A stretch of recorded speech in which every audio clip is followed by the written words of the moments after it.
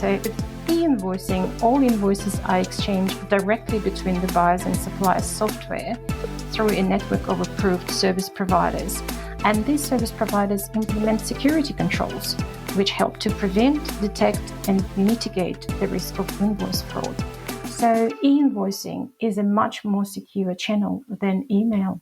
Welcome back to the Business Behind Your Business podcast. And look, it is eInvoicing week here in Australia. Now, what is eInvoicing and what does that mean? Well, we're about to find out. So welcome back again. I'm Paul Sweeney, your host. And today with me, I have the eInvoicing lead business adoption specialist from the Australian Taxation Office. So welcome to the microphone, Larissa Walker. Thank you. Thank you very much, Paul. Thank you for the opportunity to join your podcast. Welcome to eInvoicing Week to your listeners. I'm very excited to be here during eInvoicing Week. As you mentioned, I work at the ATO in the eInvoicing project. I lead business adoption of eInvoicing and have been part of the Trans-Tasman eInvoicing journey for the last 4 years. My team and I work very closely with digital service providers and trusted advisors, professional associations, and many other stakeholders to help raise awareness of e-invoicing and encourage adoption, because e-invoicing does offer a lot of benefits to small businesses and large businesses. Yeah, that's great. And look, I think some people hearing this for the first time are going to be thinking that e-invoicing is something I'm already doing, but we're going to uncover why that's not the case. E-invoicing that we're about to talk about is something new and different, and has some great benefits for businesses everywhere, not just in Australia. As you mentioned, you're part of that Trans-Tasman working group. So what exactly is e-invoicing? That's an excellent point that you touched on, Paul, there, that there is a misconception by many businesses thinking that they are using PDF and email. It is already digital and we are already doing e-invoicing. That is not the case, unfortunately. E-invoicing is the new standardized way to send and receive invoices in the existing software. So if we remove the complexities of the new technology, the standard that's being used behind the scenes, it is really just a new channel in their software. Their current experience will not change very much at all. There are some smarts and improvements that software developers have done for e-invoicing, but their experience will be very similar when they're sending or raising a sales invoice. However, when they're receiving invoice, this is where they will notice the biggest difference. E-invoicing streamlines traditional invoice management. It cuts out a lot of steps. For the senders, it is the steps of printing, posting if they're using paper, or creating PDFs and emailing PDFs. For the receivers, it removes the manual entry component when the invoice is received. So if you compare with PDF and email, an e-invoice is truly digital along the whole process. It is generated as data, it is securely transmitted as data, and it is received as data. So there's no manual interaction required when it is received. And this is where the most benefits of e-invoicing are accrued. So no manual data entry, which is always a benefit. So if we can eliminate manual data entry in any of our systems, we're saving time, we're reducing errors, we're saving costs, and the accuracy of what we're dealing with is vastly improved. Now, if it's not done by email and PDF, how does it actually work? To explain how it works, Paul, the best way is to use the mobile network analogy. That's what we found over many events and conversations. To communicate on the mobile network, you need a phone and you need a telecom provider who will provision you the phone number and connect you to the network. The same concept applies to e-invoicing.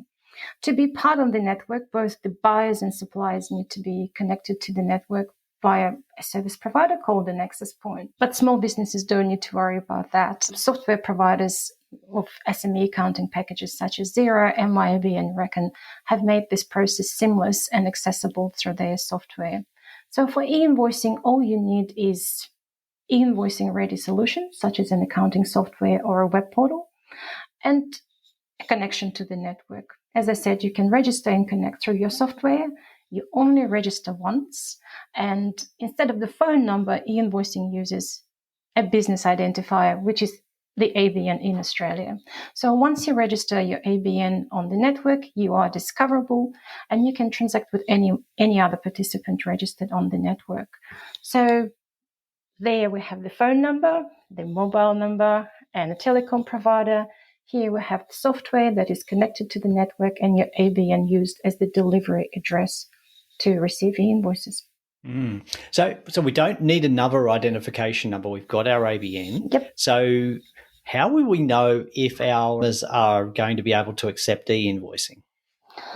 It will vary depending on your product, and my advice is to check with your software provider how e-invoicing will work in their product. But in some cases, you will get an alert on screen saying that you cannot use this channel with this particular recipient yet, and you just can go back to your traditional channel. In others, you may need to go to a different screen where you can check the status of your invoice. So my best advice is to have a chat to your software provider and understand how to register in their product and how e-invoicing works in their product. And look, if you're listening to this episode of the Business Behind Your Business podcast right now during e-invoicing week, there are a lot of webinars and I guess seminars being held at this time by the software providers, by the Australian Taxation Office and the professional accounting bodies. So jump online, go to the ATO website and look at e-invoicing, and you'll find a list of where to find some of those webinars to find out more about how it works, and also contact your local or your accounting provider, your software that you're using, your Xero, MYB, QuickBooks, whichever it may be, and they will be having some webinars and information about how to start using invoicing in your business today. Absolutely. That's a great point, Paul. And in addition to all of the webinars that are available on our website, there will be other publications and social media posts and other content throughout the week. So I encourage your listeners to get involved and learn more about e-invoicing. And I might just mention that it is fantastic to go and see a demonstration firsthand, just so you can see for yourself how quick and easy it is to get registered and start using e-invoicing. So, yep, fantastic. So we might just go back a bit and have a look at some of the other benefits, because we've talked about some of the, I guess, the efficiency of not having to manually enter data when you're receiving e-invoices. But what are some of the other benefits that business owners are going to receive by adopting e-invoicing? Yeah, absolutely. So saving time and money, as you said, we have already touched on, and the removal of manual data entry using the standard, which will allow for more accurate and complete information and save your time chasing invoicing, lost invoices, missing invoicing. In addition to that, there is another key benefit, which is security. E-invoicing is much more secure than email. And I would like to refer to the latest ACCC targeting scams report and zoom in on the stat reported on, which is Australian businesses lost 227 million to payment redirection scams in 2021, which was a 77% increase on the previous year. And the report talks about the payment redirection scams, which are also known as business email compromise, with small and micro businesses falling victim the most and losing the most money to this scam. And this is where you can see how e-invoicing can benefit, because e-invoicing is not relying on email. With e-invoicing, all invoices are exchanged directly between the buyers and suppliers software through a network of approved service providers. And these service providers implement security controls, which help to prevent, detect, and mitigate the risk of invoice fraud. So e-invoicing is a much more secure channel than email.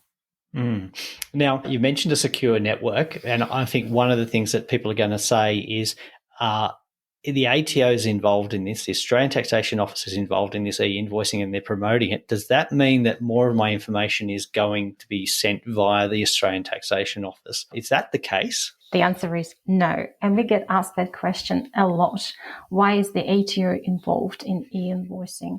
The primary reason being that we have a strong record of delivering digital transformational programs, and a couple to mention were single touch payroll recently and the COVID stimulus measures. So that's number one. We also have a very good long-standing relationship with the digital service providers, and e-invoicing largely relies on software solutions to deliver e-invoicing and its benefits. So that's number two. The role of the ATO is really very much a governance role. The standard that the Australian government has adopted is called PEPL. It is an international standard, and it is used in more than 40 countries globally. And in each of those countries, and in our region, it is New Zealand, Japan, Singapore, there is an authority that manages the standard on behalf of the organization that created the standard. And that role is performed by the ATO in Australia. We accredit the service provider to make sure that they comply with all of the security protocols and offer their services in line with the expectations. And we also ensure that the standard is implemented consistently across the country. We do not have any access to invoice data, and we are not able to view any invoice data that travels through the network. So that's comforting to know, and I know that that's sometimes a stumbling block for businesses in adopting new technology, that fear. But rest assured, the ATO is not spying on your invoices. They're purely there to make sure that the system is working and that anybody that's involved in supplying under that system, supplying the software, is compliant with the regulations and the requirements. That is correct. So, yeah, some of the other benefits I guess we see and look, I'm looking at some of the issues my clients have had in the past in getting paid is they've sent an invoice often via email, and the person that they were dealing with an organisation has left, and that invoice has not been received. And because it's not been received, they've missed the payment cycle and payment gets delayed. Now, is that something that's going to be fixed under e-invoicing? I wouldn't say fixed, Paul, but definitely improved significantly. Because with e-invoicing, the data will be received directly into the system. That risk of it being lost will definitely be reduced. With e-invoicing, the data is standardized. So the standard will make sure that before you send the invoice, it contains all of the mandatory fields. For example, you may need to include the email address of the person you're dealing on the customer side and a purchase order number or a contract number. So it's very important before you start using e-invoicing, especially with government and large customers, to check what their requirements are for e-invoicing, because you may need to include that additional information on your invoice. And obviously, the removal of manual data entry on the receiver side would also mean that the invoice will get processed a lot quicker. And that means that you're likely to get paid on time, if not faster. For example, if you're providing goods or services to federal government agencies or New South Wales government agencies, their payment terms for e-invoicing are 5 days. So I encourage you as the tech agent to advise your clients to have a look and benefit from those payment terms. Absolutely. So one of the keys for business is making sure that you get paid for the services and goods that you're providing, but also get paid promptly. So e-invoicing is the way to go. So we encourage you to have that look at your software provider, register for e-invoicing and start adopting it today. And the final benefit I'd like to touch on is environmental impact of invoicing. Because we are reducing the printing, the paper and storage cost, businesses will be able to reduce their carbon footprint, which is fantastic. Mm-hmm.